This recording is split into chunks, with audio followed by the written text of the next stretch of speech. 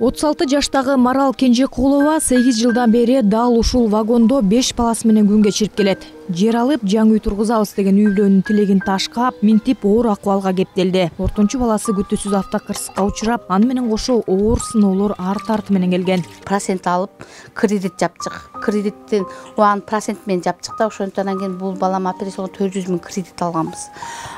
Төлөп эле жашнакай эле төлөп келатканбыз, анан пандемия малында үйдө отуруп калдык. Анан 1 жыл төгө албай калдык, кайра көбөйүп кетти да, азыр канча миң болуп калды, точно акчанын эсебин билбейм. Анан эми бизди сотко берем деп коркутуп атат да. Бүгүнкү күнү насыя катары алган 400 000 сом акча бир канча эсеге өсүп кеткен. Төлөгөнгө мүмкүнчүлүгү жок. Өзү эмчектеги бала менен үйдө турса, жолдошу таап келген акча балдардын тамак ашынан артпайт. Чыдабай кеттим да, акыркы күндөрүчү балдарым ыйлап, апа биз качан үй алабыз, качан кредитиңиз бүтөт.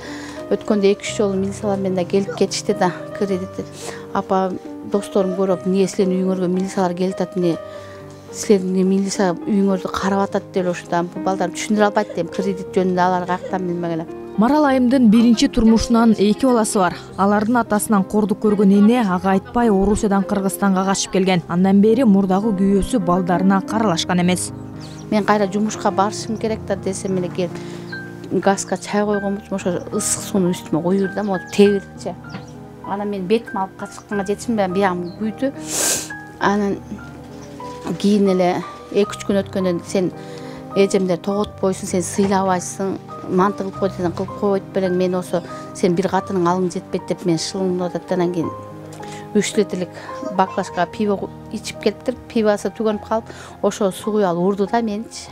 Бир канча жыл өткөндөн соң гана экинчи жолдошу менен табышкан. Андан 3 кызы бар. Алардын атасы ден соолугуна байланыштуу кара жумушка иштей албайт. Мындан улам каражаттын жоктугу көп балалуу үй бүлөнү кичинекей вагонго жашоого аргасыз кылган. Кышында суук, жайында ысык болгон темир үй азыр муниципалдык жерде убактылуу турат. Эми андан дагы чыккыла деп качан айтат деп Марал айым санаа менен жашап келе жатат. Эгер сиз бул үй бүлөгө жардам берүүнү кааласаңыз, экранда көрсөтүлгөн реквизиттерге каражат которсоңуз болот. Чолпон Бейшилен кызы, Алтынбек Сакиев, Нью ТВ.